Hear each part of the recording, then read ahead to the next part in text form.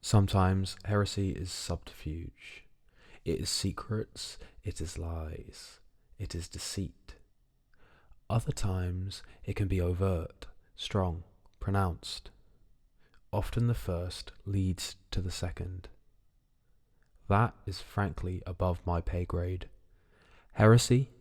Well, that's an Inquisition thing. I'm Arbeites, or rather, I work for them, for a private enterprise. I look after the people around me, keep my nose clean, and concentrate on the here and now. Of course, I would never tell anyone that, but it's a philosophy that has gotten me through many scrapes and close calls. Hear no evil and all that. Operating from a large station in an aging hive city, there is plenty of work to keep rule of law. Out on a routine patrol through the lower levels of the city, a call comes in. A large gathering is taking place. We're ordered to congregate nearby. The address is some 15 minutes away, so my partner, Evan, and me make our way in that direction. We seem to be moving with the crowd. The streets are always busy, but tonight, most people are headed the same way. This sort of movement in a group of people was dangerous. I try and take in what I'm seeing. Mostly adult men and women heading in small groups towards the call-out location. This was not good. Like any city folk, most have kids. I can't see any out. That means the people are expecting trouble.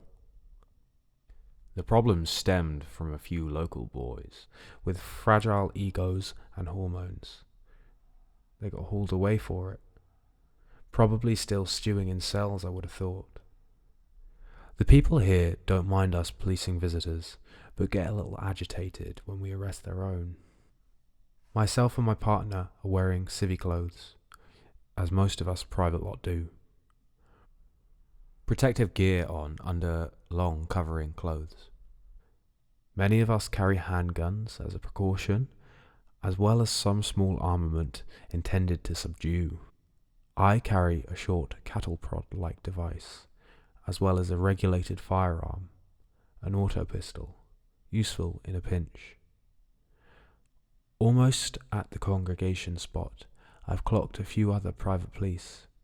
All of us are working for Talika Industries. We won't be called in just yet. Intended as support if the visible police need it. Reynard, our captain, is savvy. He knows how to avoid upsetting the delicate balance of the streets below. The poorer, darker parts of the city. Too much unwanted attention and bigger beasts will be called. Our city sits on the edge of a valuable area of space. That trade is valuable. Simply put, should the traders lose confidence, people will be hurt. So here we sit, congregating in a square, several minutes from groups of people doing the same.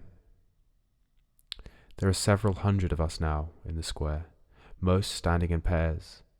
Pedestrians had cleared out. The usual takeaways and little shops had shuttered up, or were doing so.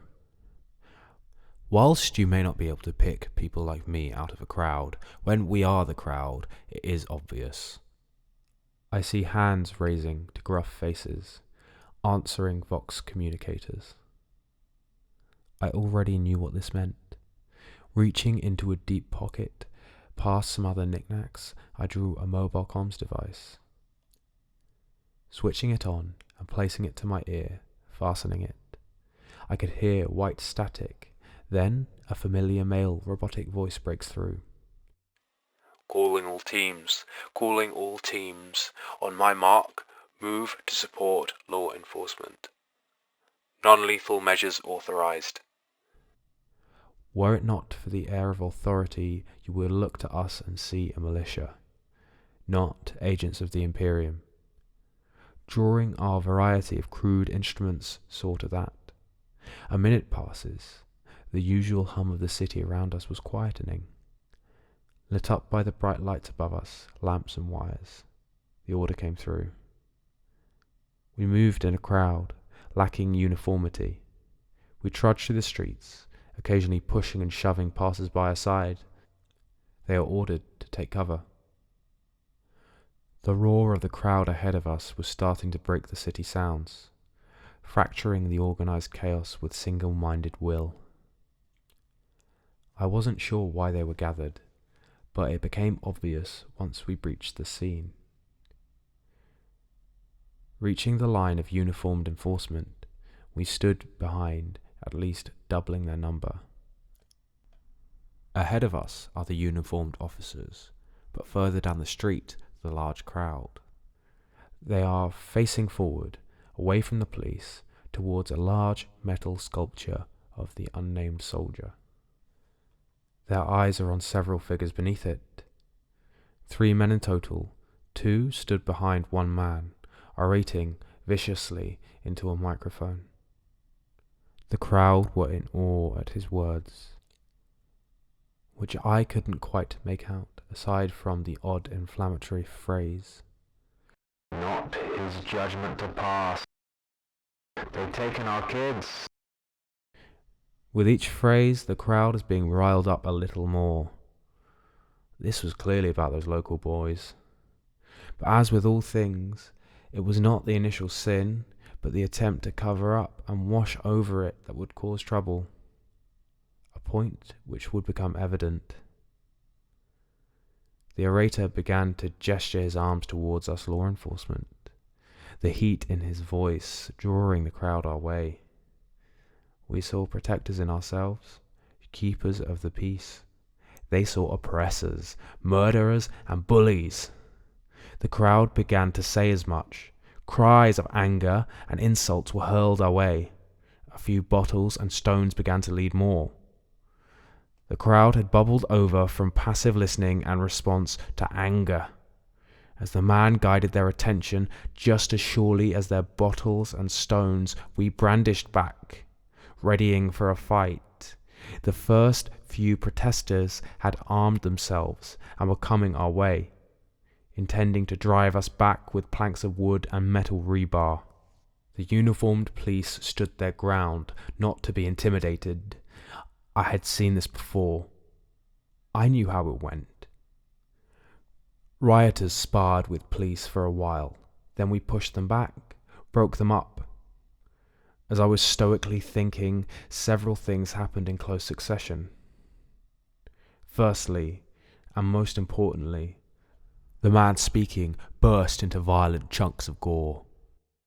A crack of a gunshot sounding out indicating what had happened. He had been shot by some lone gunman, not some usual gun. He had been eviscerated. Parts of him were on his companions and some on the crowd. Screams echoed around. The men behind where the man had stood were shocked, but looked to each other. They took over guiding the crowd, both screaming hell, pointing our way. The crowd turned as one towards us.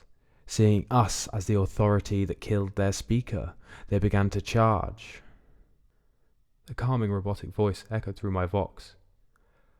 Calling all teams. Calling all teams. Prepare for lethal measures. High above the throng, an assassin stood, rifle still in arm. He was surveying his work. Killing people had many purposes. Sometimes it was to quell rebellion. At times it was to fan the flames. As the officers below him opened fire, he could see his work was done. The fires lit. Open rebellion would soon follow.